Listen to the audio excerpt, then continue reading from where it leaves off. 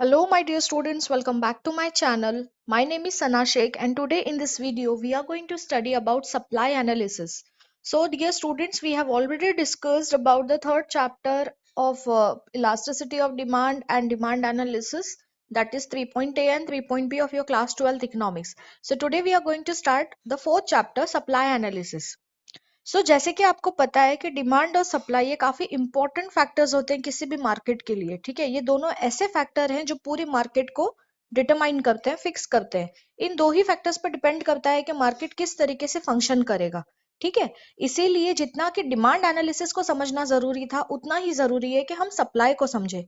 Because demand का analysis जो होगा वो बायर के पर्सपेक्टिव से होता है कि वो कब परचेस करेगा। जब सबसे ज्यादा कम प्राइस होगी उतना ही वो परचेस करेगा। लेकिन जो सप्लायर होता है वो इसका अपोजिट सोचता है। वो ये सोचता है कि जैसे ही प्राइस ज्यादा होगा तब वो अपनी चीजों को बेचेगा। क्यों? बिकॉज एक सप्लायर को हमेशा से यही रहता है कि वो जितना कॉस्ट ऑफ प्रोडक्शन दे रहा है, जितना उसको कॉस्ट आ रहा है प्रोडक्शन का, जितना वो पैसा खर्च कर रहा है किसी भी चीज को बनाने के लिए, तो उसके कंपैरिजन में वो थोड़ा बहुत ज्यादा ही कमाए, जिसे हम कहते हैं प्रॉफिट। ठीक है, तो हम इस चैप्टर में समझेंगे कि सप्लाई किस तरीके से एनालाइज किया जाता है, उसके कॉन्सेप्ट्स क्या क्या है। We are going to discuss about law of supply and many things. So let us start with the introduction. So the study of supply is as important as the study of demand. Why? Because supply is a fundamental economic concept that describes the total amount of a specific good or service that is available to a seller. The total amount of goods or services available for sale at any specified price is known as supply. तो supply my dear होता क्या है?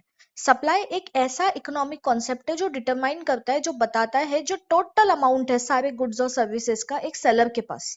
ठीक है, मतलब जितना भी goods और सर्विसेज सेल के लिए अवेलेबल होता है किसी पर्टिकुलर सेलर के पास, उसे हम कहते हैं supply. Let us suppose that I am having a shop, I own a shop, and whatever goods and services that I have in my shop is my supply, which is ready for sale. ठीक है, तो इसीलिए हम कहते हैं कि जो total goods और सर्विसेज होते हैं जो सेल के लिए अवेलेबल है, ठीक है, और वो किस चीज पे अवेलेबल है? एक स्पेसिफाइड प्राइस पॉइंट पे।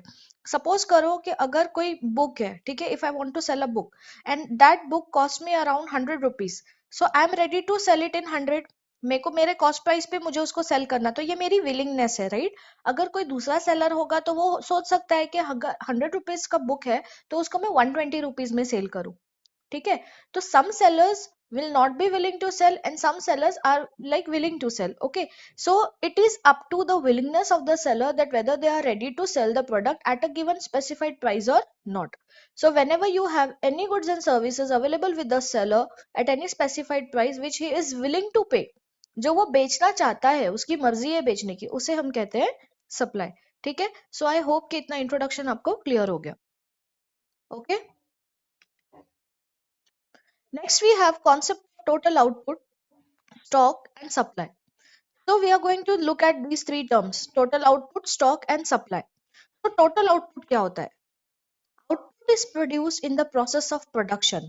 Total output can be defined as the sum total of the quantity of a commodity produced at a given period of time in the economy.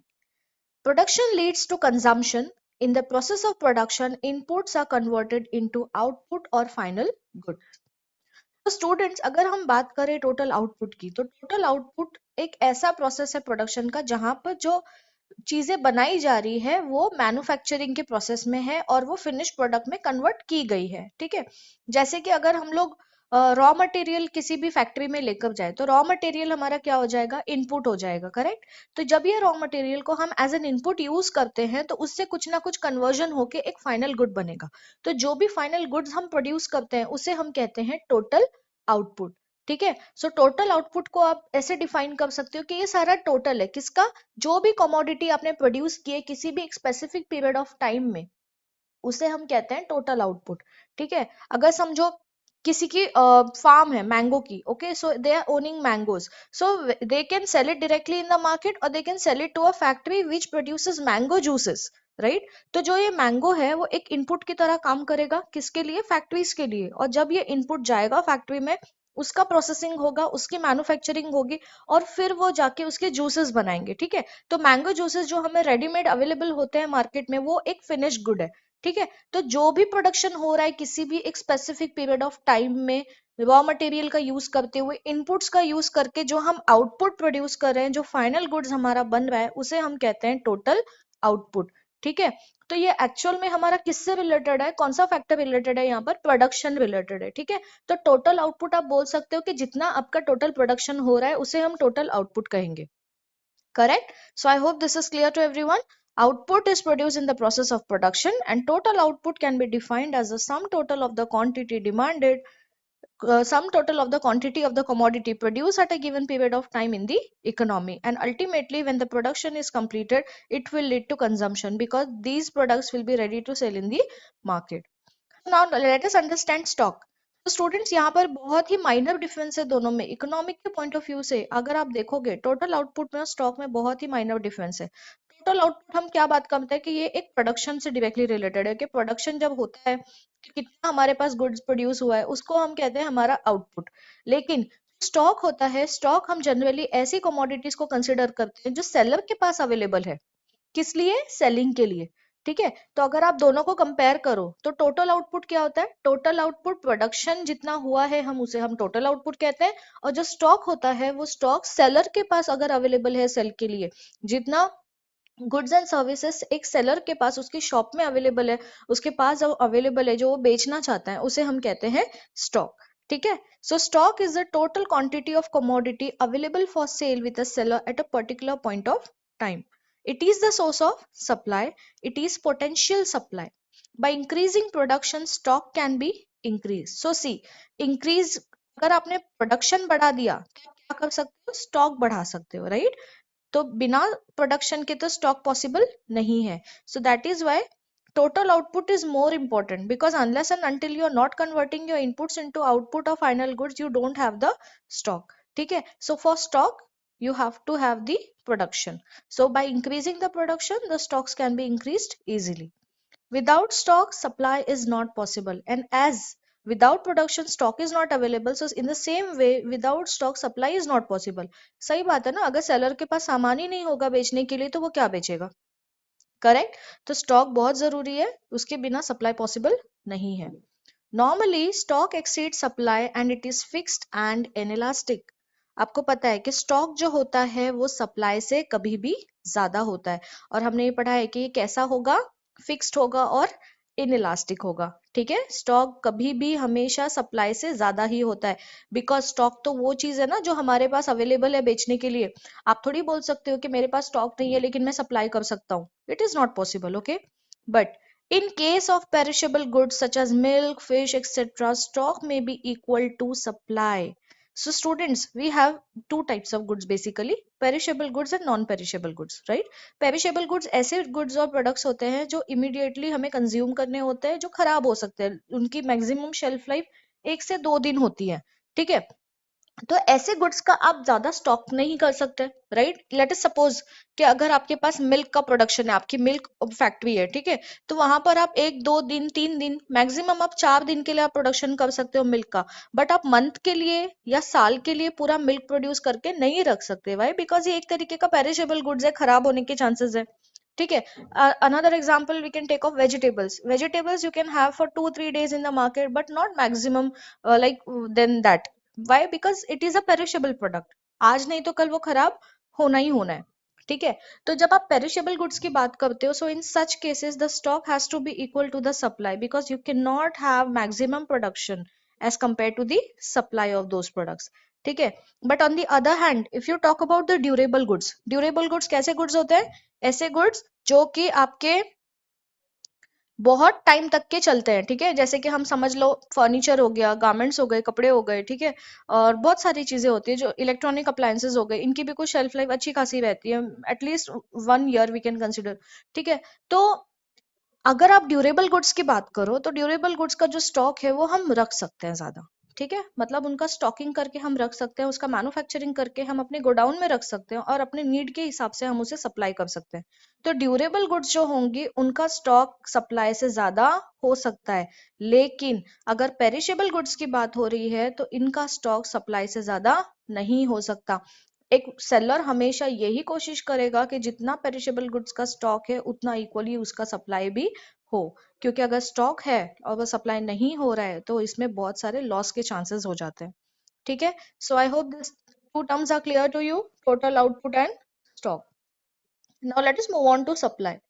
So let us understand this supply, meaning of supply, and further we are going to look the supply schedule, both the individual supply schedule and the market supply schedule. So if you talk about supply, so it is a relative term. How it is? It is a relative term. Why? Because it is related. It is related in terms of price and in terms of time and in terms of quantity. Correct? Supply जो होता है एक related term है, एक relative term है, because ये price के comparison में हम देखते हैं, time के comparison में हम इसको judge करते हैं और quantity के हिसाब से हम इसका price fix करते हैं. तो supply है एक relative term. ठीक है, अगर आप मीनिंग समझो सप्लाई का, तो मीनिंग होता है इसका कि यहाँ पर जितनी भी क्वांटिटी है कमोडिटी की जो सेल के लिए ऑफर की जाती है एक प्रोड्यूसर द्वारा, उसे हम कहते हैं supply. So as I told you that when a producer is willing to sell the quantity of commodities for sale at a given price point, so that is called as supply. So the word supply implies the various quantities of a commodity offered for sale by producers during a given period of time at a given price. Okay, तो जब भी कोई भी seller, कोई भी producer अपना सामान बेचने के लिए रेडी है किसी भी एक पर्टिकुलर प्राइस पॉइंट पे, तो उसे हम कहते हैं supply. And it is related to what? It is related to time and price. Okay, supply is a flow concept. It refers to the amount of commodity that the firms produce and offer for sale in the market over a period of time. Say a day, a week, a month or a year. So supply कैसा है? एक flow concept है. क्यों? Because ये ऐसे amount को refer करता है commodity के जो firms produce करती है और ऑफर करती है सेलिंग के लिए एक मार्केट में. कब? एक पीरियड ऑफ टाइम में, जैसे कि सपोज कर लो एक दिन हो गया, एक वीक हो गया, एक मंथ हो गया या एक ईयर हो गया. तो ये कंटिन्यूअसली नॉन स्टॉप चल ही रहा है. एक ये फ्लो कॉन्सेप्ट है. करेक्ट? बिकॉज अगर हम पेरिशेबल गुड्स की बात करें तो ये एक दिन का सेल होता है, एक वीक का सेल होता है, लेट अस सपोज. अगर आप ड्यूरेबल गुड्स की बात करें तो ये पूरे मंथ में चलता रहेगा, पूरे साल में चलता रहेगा. ठीक है, मतलब जो भी प्रोड्यूसर जो भी अपना गुड्स मैन्युफैक्चर कर रहा है वो अपना ऑफर कर रहा है सेलिंग के लिए मार्केट में, तो इसके लिए हम बोलते हैं कंटिन्यूअसली इसका जो प्रोसेस है वो कंटिन्यू चालू ही रहता है. That is why it is a flow concept. Now let us understand definition of supply. But before this, I would just like to know that you have understood everything till here. Now let us move on to the next part, definition of supply.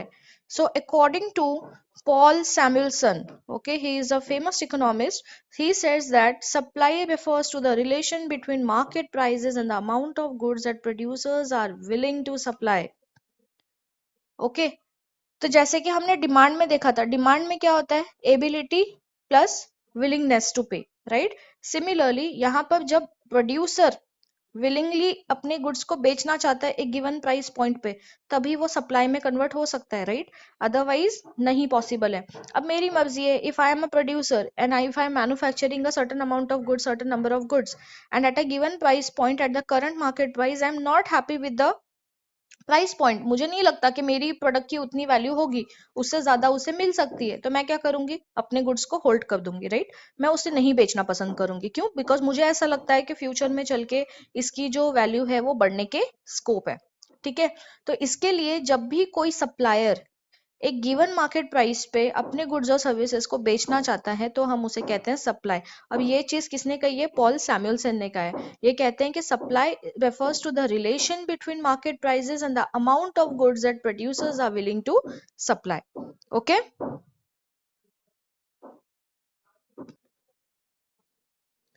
supply refers to the quantity of a commodity that a seller is willing and able to offer for sale at a given price during a certain period of time. So as we have just discussed, कि supply क्या होता है? Supply is the quantity of a commodity that a seller is willing and able to offer for sale at a given price during a certain period of time.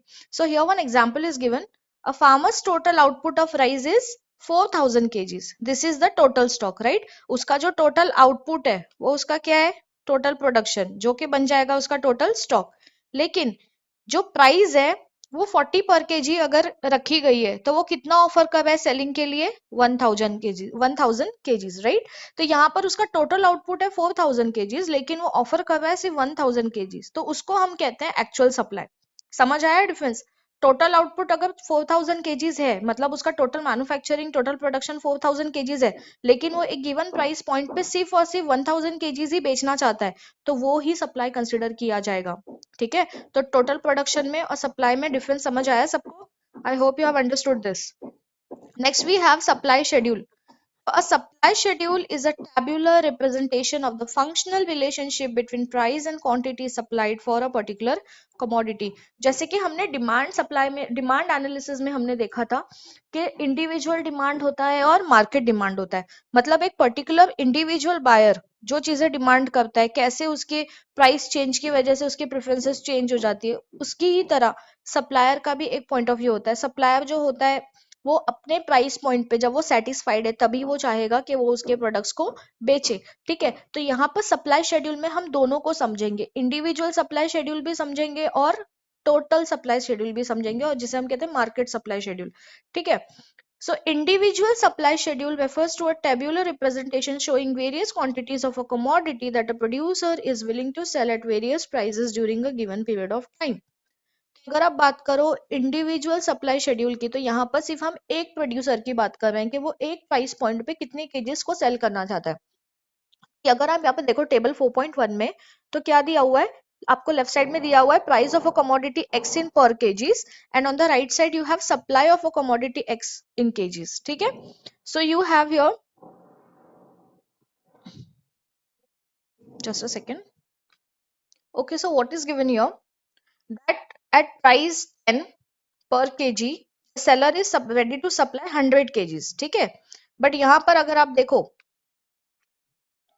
20 rupees पे कितना वो cell करने को ready है? 200 पर KG, 200 KGs. At price 30 he is ready to sell 300 KGs and so on.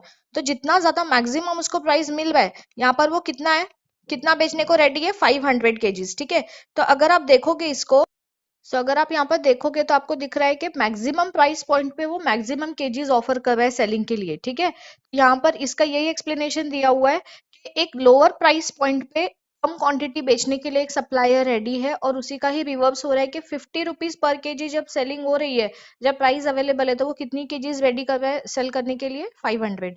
ठीक है, so at the lowest price of rupees 10 supply is also lowest at 100 kgs, and at the highest price of rupees 50 quantity supplied is highest at 500 kg। okay, so if you just put this on a graph, so this is how the graph will look like। so the supply curve will slope upward from left to right। why? because देखो यहाँ पर 10 के price point पे आपको कितनी KGs देखने को मिल रही है? 100। 20 के ऊपर 200, 330, 300, 40, 400 एंड 50, 500। ठीक है, तो जो सप्लाई कर्व होता है it slopes upward from left to right. But if you talk about demand, तो डिमांड के चैप्टर में क्या पढ़ा था कि डिमांड का जो कर्व होता है वो लेफ्ट टू राइट जाता है, बट उसकी स्लोप कैसी होती है? डाउनवर्ड होती है। ठीक है, so demand curve slopes downwards from left to right because there is an inverse relationship between demand and price, whereas the supply curve slopes upward from left to right because there is direct relationship between the price and supply। ठीक है, I hope this is clear to everyone। now let us have a look on the market supply schedule। so as we have discussed this individual supply schedule, we have different sellers in the market, right? तो इस schedule में हम उन अलग अलग suppliers के point of view से सोचेंगे कि किस तरीके से वो एक प्राइस पॉइंट पे अपने क्वांटिटीज को बेचने के लिए रेडी होते हैं।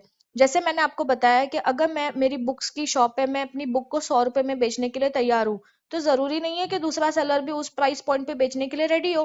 करेक्ट, बिकॉज हर किसी का ओपिनियन अलग होता है, हर किसी का पॉइंट ऑफ व्यू डिफरेंट होता है। तो उसी तरीके से मार्केट में बहुत सारे सेलर्स एग्जिस्ट करते हैं जो अलग अलग प्राइस पॉइंट पे अपने गुड्स और सर्विसेज को बेचते हैं। तो अगर आप बात करो कि 10 रुपए पे सेलर ए बेच रहा है 100 किलो, सेलर बी सेल कर रहा है 200 केजीज और सेलर सी सेल कर रहा है 300 केजीज, तो टोटल मार्केट सप्लाई कितना होगा एट प्राइस पॉइंट 10? 600 केजीज। समझ आया? मतलब 10 रुपए पे ये तीन सेलर्स अलग अलग अपने गुड्स को बेचने के लिए रेडी है, तो यहाँ पर टोटल सप्लाई कितना हो जाएगा 10 रुपए के प्राइस पॉइंट पे? 600 किलो। ठीक है, सेम वे में अगर आप 30 रुपीज की प्राइस पॉइंट की बात करो, तो 30 रुपीज के ऊपर सेलर ए रेडी है 300 केजीज बेचने के लिए, seller B is ready for selling 400 and seller C is ready to sell 500 KGs, right? तो टोटल कितना सप्लाई होने को रेडी है मार्केट में? 1200 केजी। कितने प्राइस पॉइंट पे? 30।